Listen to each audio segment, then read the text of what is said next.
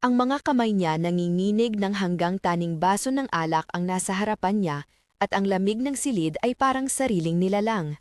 Sa gitna ng mga ilaw at usok, isang lalaki na tila tahimik na yaman ang tumingin diretso sa kanya at sinabi na parang nagbibilang ng hininga.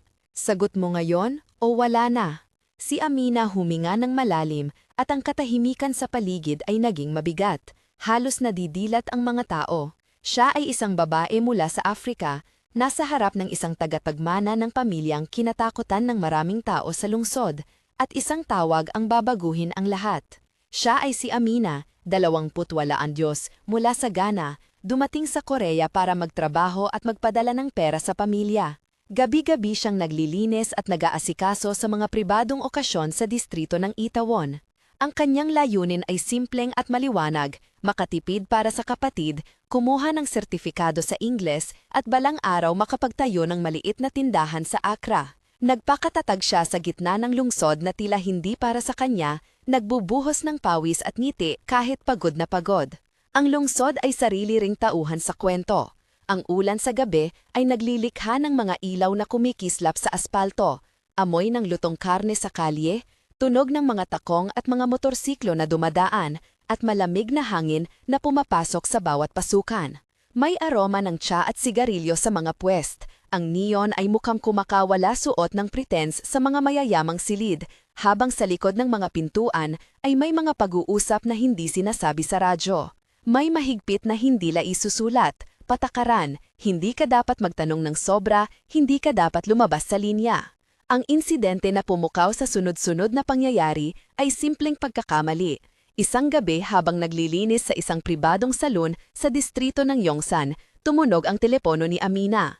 Hindi niya inaasahan na ito ay isang tawag mula sa kanyang kapatid na nagpapadala ng impormasyon tungkol sa isang lumang dokumento. Sagot niya sa Koreanong bahagya dahil natutunan niya ang ilang salita sa mga app at palabas. Ngunit dahil napaka-interesado at dahil sa pagod, nawala ang bukod-taning pag-iingat.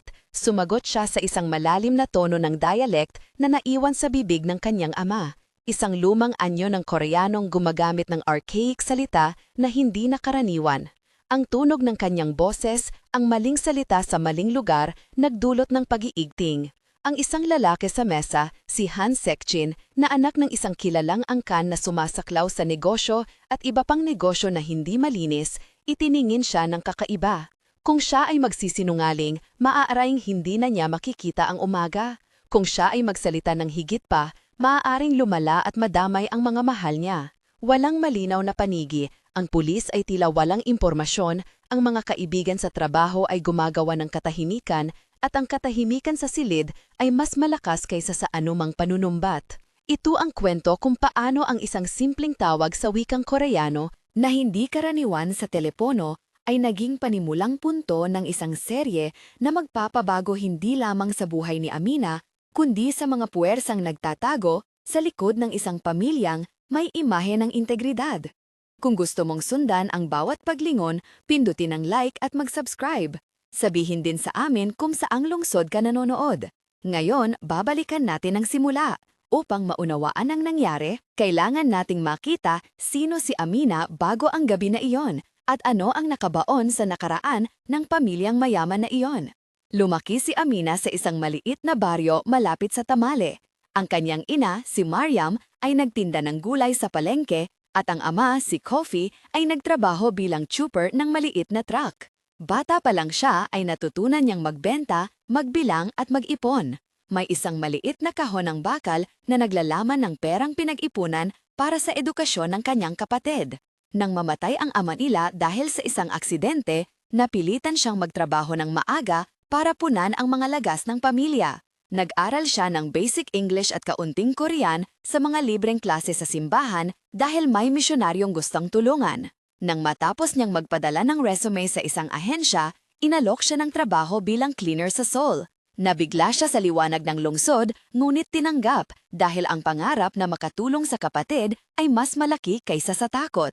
Sa bawat sulok na nililinis niya sa mga barat entablado, naiiwan ang pangarap na makapagtayo ng maliit na tindahan na magbibigay ng trabaho sa kanyang mga pinsan. Lumipas ang mga taon, naging naingat. Natutunan niyang umiwas sa mga usapan na hindi niya nauunawaan, nagsasabi ng hindi kung kinakailangan, at umuuwi ng maaga kapag may posibilidad ng kabuluhan. Ngunit mayroon ding malalim na sugat.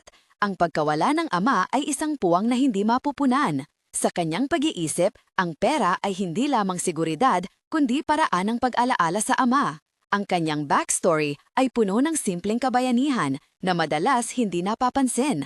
Paggising bago mag-umaga, pagpunta sa trabaho na may mga pasa sa kamay, pag-aantay ng tawag mula sa kapatid na nag-aaral at paglalakad pa uwi sa hating gabi na may dalang mahigpit na pag-asa. Ang antagonista ay hindi simpleng masamang tao. Si Han Sek-jin ay anak ng isang respetadong negosyante, si Han Min-so, na philanthropist sa harap ng kamera. Sa bakuran at sa harap ng press, si Min-so ay nagbibigay ng pondo sa mga ospital at museo. Ngunit sa likod ng mga haltak, may nexus ng ilegal na kontrata, pagbabayad sa pulis, at mga larawang naglalahad ng ibang katotohanan. Si Sek-jin lumaki sa silid na puno ng pag-uusap tungkol sa kapangyarihan at reputasyon. Tinuruan siyang huwag magtanong ng sobra at unahin ang pangalan ng pamilya. May mga talaan ng mga transaksyon na nagmumukhang malinis, ngunit may pinaghuhugutan na offshore accounts at mga transfer na nagaganap sa gabi.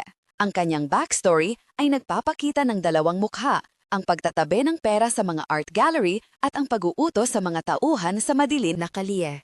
Hindi siya agad nagiging halimaw, siya ay produkto ng isang sistemang gumagawa ng moral na kompromiso para sa pagyaman. Sa kanyang youth, may isang pangyayaring tila maliit, isang driver na nagwalang bahala sa aksidente at napatahimik ang lahat sa press coverage. Dito nagsimula ang paniniwala na ang ilang bagay ay hindi kailangang itanong. Ang lugar na humahawak sa kapangyarihan ay Pilipinas at Korea sa iisang postura ng kapangyarihan.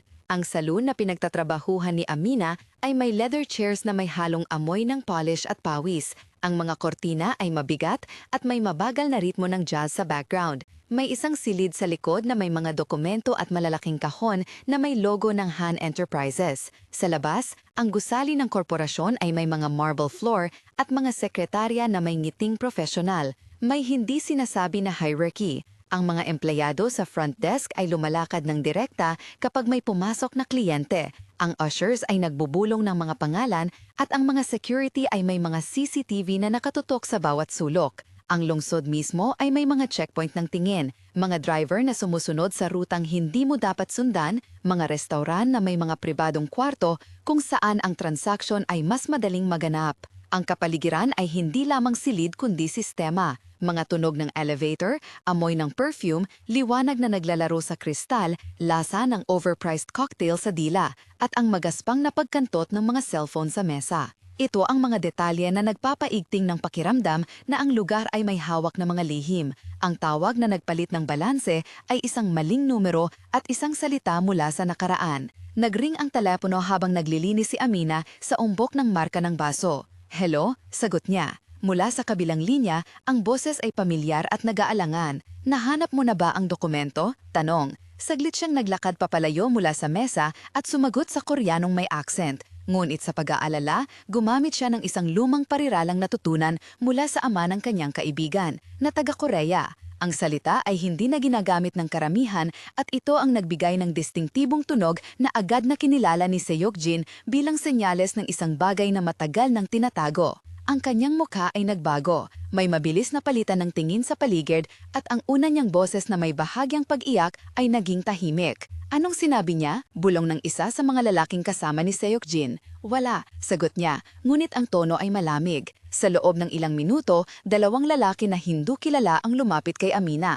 at tinanong kung saan ang papasok. Ang pag-igting ay nag-umpisa sa maliit na paraan, isang pila na biglang huminto, isang boses na hindi tama ang tugon. Ito ang insidente-insitante, isang maliit na pagkakamali, isang salita, at ang mundo na alam ni Amina ay nagsimulang mag-iba. Sa pag-akyat ng panganib, unti-unti siyang naging target ng panunuligsa at pagmamatyag. May mga sandaling nadama niya na may bakas sa kanyang iba sapatos kahit na naglalakas sa liwanag ng hapon.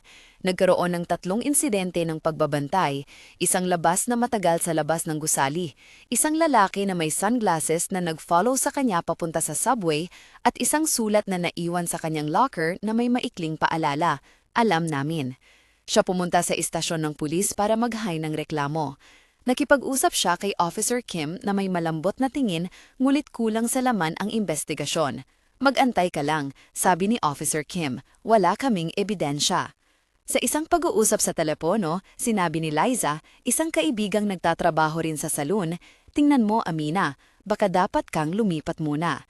Hindi ko pwede iwanan ng kapatid, sagot niya. Ang kakulangan ng tiwala sa institusyon ay nagparami ng kanyang pakilamdam ng pagkakahiwalay.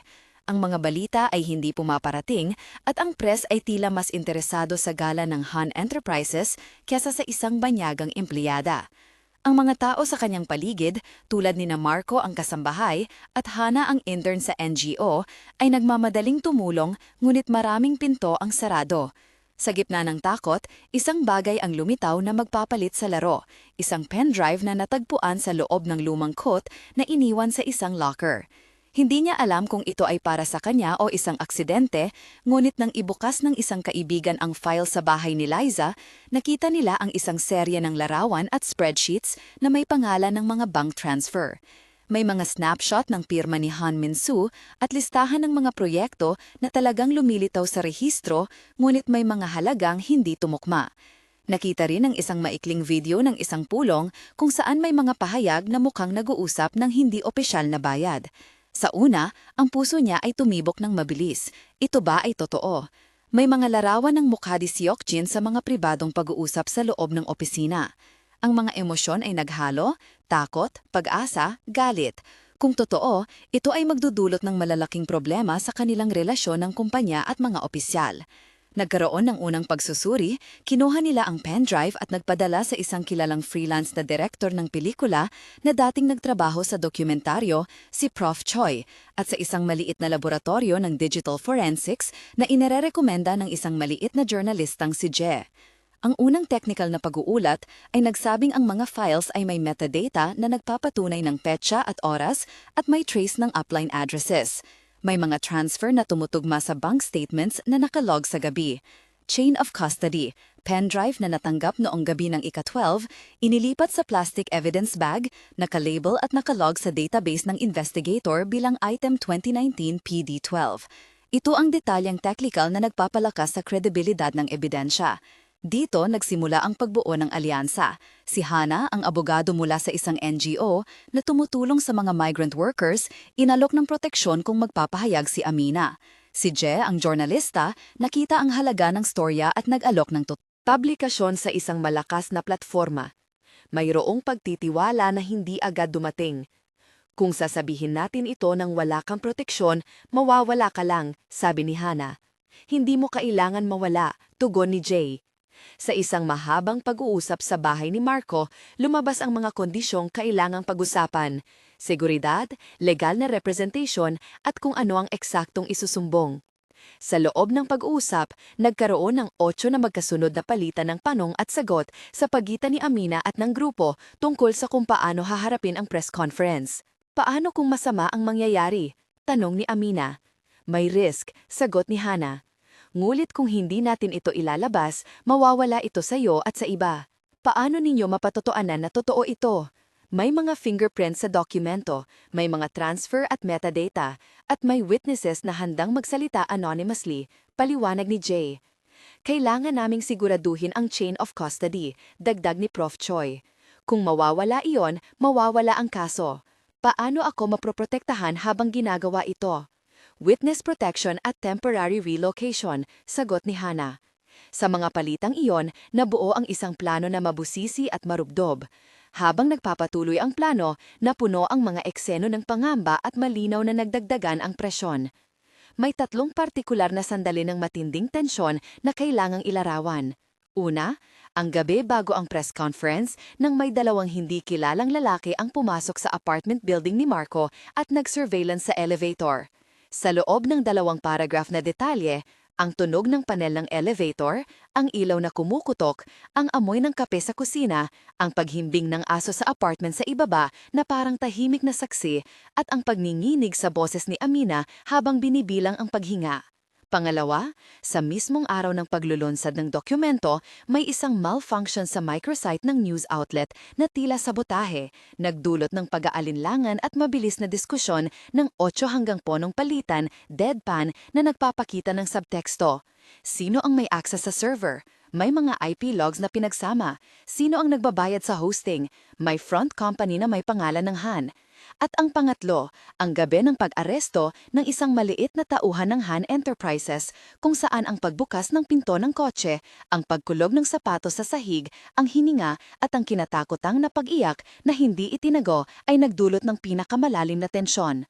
Bawat isa sa mga sandaling ito ay hinarap ng mabagal, may detalyadong paglalarawan ng mga kilos at mga pangungusap na humahakok sa subteksto at may 2 hanggang 3 maikling talata para paigtin ang epekto. Ang paglalabas ng ebidensya ay hindi madali. May mga legal na proseso at formalidad na kailangang sundan. Ang pendrive ay inilipat sa isang laboratorio, nakalog at nakahash para mapatunayan na walang pagbabago sa nilalaman. Ang mga bank transfer ay pinagsama sa pamamagitan ng cross-reference ng SWIFT codes at timestamp at may 3 magkaibang legal na requisitions para makuha ang dokumento mula sa mga bangko. Ang proseso lang pagsasampa ng kaso ay nagsama ng isang preliminary injunction para pigilan ang karunuhan ng atas. Para masigurado ang seguridad, kailangang ilog sa pamamagitan ng hash codes, certificates, security keys at legal team coordination para mapatunayan na masahog ang ugnayan at walang pagbabago sa nilalaman. Ang paglalabas ng ebidensya ay hindi madali. May mga legal na proseso at formalidad na kailangang sundan. Ang pendrive ay inilipat sa isang laboratorio, nakalog at nakahash para mapatunayan na walang pagbabago sa nilalaman. Ang mga bank transfer ay pinagsama sa pamamagitan ng cross-reference ng SWIFT codes at timestamp at may 3 magkaibang legal na requisitions para makuha ang dokumento mula sa mga bangko.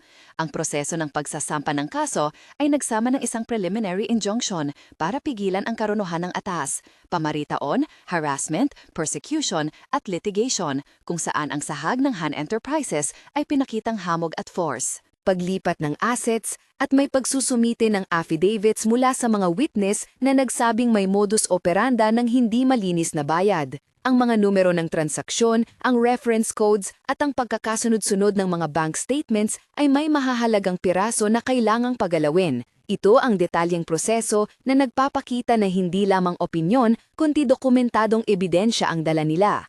Sa gitna ng lahat ng ito, nabuo ang alyansa sa pagitan ni Amina at ng grupo. Ang isang hindi inaasahang kapalit ay si Minso, ang ama ni Sekjen, na sa harap ay nagpapakita ng pagsisisi pero sa likod ay may mga taong gumagalaw upang itama ang imahe ng pamilya. May isang pagpupulong sa isang pribadong restaurant kung saan lumitaw na may 3 taong kumakatawan sa pamilyahan at 2 abogado. Ang tawag ay naging isang palitan ng usapan kung saan nag-alok ang pamilya ng financial settlement, proteksyon pang-teknikal at isang mukhang malaking donasyon sa NGO ni Hana.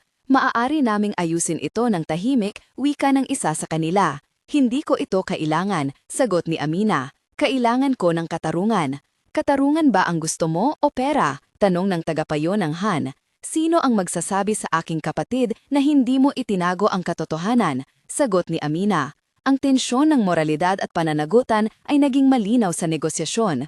May mga sandali ng kanilang mga sagot ay hindi lamang salita kundi pagsubok ng hangganan ng tiwala. Sa huli, tinanggap nila ang planong magbigay diin sa publiko at hinanap ang paraan upang i-frame ang kwento na may seguridad para sa babae.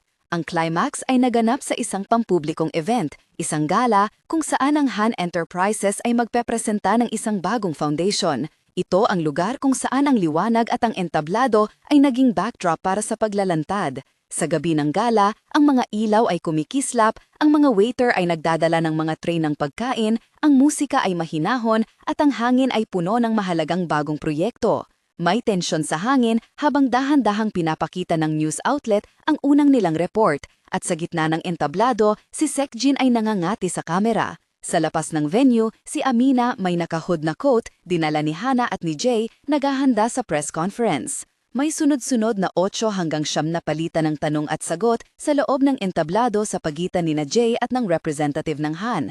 Ano ang matatagpuan ninyo sa pendrive? Tanong ni Jay. May mga transfer at photos, sagot ni Jay. Ano ang tugon ng Han? itinatanggi namin ang anumang ilegal na gawain, sagot ng tagapagsalita ng Han. May mga timestamps, dagdag ni Prof. Choi, at may witnesses na nagpapatunay. Ano ang ipapakita ninyo mayon? Mga dokumento, mga larawan, at ang chain of custody. Sa huling bahagi humarap si Amina. Ang kanyang boses ay nanginginig, ngulit malakas. May 3 hanggang 4 na palitan ng mga tanong at sagot na naglalaman ng subteksto. Bakit mo ginawa ito? Para sa aking kapatid at para sa taong hindi na makapagsalita dahil sa aksidente. Ano ang takot mo ngayon? Na mawawala ako o mawawala sila? Ano ang inaasahan mo? Katarungan. Habang dahan-dahang nag-viral ang kwento, nagkaroon ng mabilis na kilos mula sa opisina ng prosecutor. May pagkilos sa loob ng Han Enterprises. Ang ilang executives ay itinalaga sa suspensyon at may administrative freeze sa ilang bank accounts habang nagpapatuloy ang investigasyon. Sa gitna ng kaguluhan, isang twist ang lumitaw. May lumitaw na whistleblower mula sa loob ng kumpanya, isang mid-level accountant na nagngangalang Park Min-ji na nagbigal ng email chains na nagpapakita ng matagal ng pattern ng diversion. Ang pagsasama ng pendrive, metadata at email trail ay naging sapat para magbukas ng pormal na kaso. Sa susunod na araw, may pag-aresto sa ilang tauhan at si Seok-jin ay iniwan sa ilalim ng matinding public scrutiny. Ang epilogo ay nagpapakita ng mga pagbabago sa 3 yugto ng panahon. 1 buwan pagkatapos, may isang maliit na pag-areglo sa publiko. Lumabas ang unang pahayag ng Han Enterprises na humihingi ng paumanhin, ipinangako ang internal review at nagbigay ng limitadong compensation sa mga naapektuhan. Para kay Amina, isang mabilis na relief fund ang naitayo ng NGO at naayos ang pansamantalang tirahan para sa kanyang kapatid. May mga numerong konkretong lumabas, 5 accounts na inihinto, 2 empleyado na sinususpende at isang unang investigasyong pormal na inilunsad. Sa komunidad, may mga panawagan para sa mas mahigpit na oversight sa mga corporate donations at transparency. Ang pakiramdam ni Amina ay halo, may kaluwagan ngunit hindi pa kompleto ang katarungan. 3 buwan pagkatapos, ang mas malalim na pahayag mula sa prosecutor ay nag-anunsyo ng pormal na pagsasampa ng kaso laban sa Han Enterprises at ilang individual. May mga sapinas at ang isang maliit na audit ng corporate finances ang nagsiwalat ng $1.2 milyong na paglipat sa mga account na hindi makatwiran. Sa lokal na press, lumitaw ang pangalan ni Park Min-ji bilang whistleblower at siya ay binigyan ng temporary protection. Amina ay nag-umpisang mag-aral muli ng Korean at nakatanggap ng scholarship mula sa isang maliit na foundation para sa mga migrant women. May 2 profesional na pagbabago. Ang NGO ni Hana ay nakatanggap ng mas maraming donasyon at ang journalist na si Jai ay nakakuha ng international recognition. 6 na buwan pagkatapos, may pag-usad sa kaso na humantong sa plea bargaining sa ilang mid-level na tauhan at sa muling pag-ayos ng ilang kontrata. Ang epekto ay malaki pero hindi kumplato. Ang Han family ay nagbayad ng multa at nag-commit sa isang transparency board, ngunit ang pinakamataas na ehekutibo ay patuloy na lumalaban sa korte. Para kay Amina, nagbukas ang posibilidad ng permanent residency at may maliit na grant na ibinigay para sa kanyang pangarap na tindahan. Ang komunidad ng mga migrant workers ay mas sigla at mas handa. May mga bagong panawagan para sa legal na proteksyon at mas malinaw na proseso sa pagsasampa ng reklamo. Ang bilang ng mga taong direktang natulungan ay nadagdagan at may konkretong dokumento ng pagbabago. 3 bagong batas munisipal na naglalayong proteksyon sa mga Manggagawa sa serbisyo. Sa kabuuan, hang maliit na pagkakamali ng pagsagot sa telepono sa isang di karaniwang paraan ay nagbukas ng pinto sa maraming katotohanan.